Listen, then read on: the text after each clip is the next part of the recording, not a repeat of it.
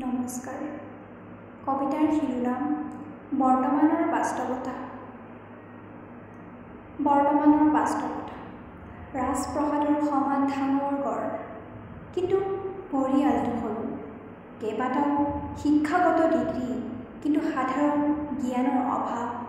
বেংকৰ বেলেঞ্চ বহুত, কিন্তু মনত শান্তি নাই। হাতত দামী ঘড়ী, কিন্তু সময়ৰ অভাৱ।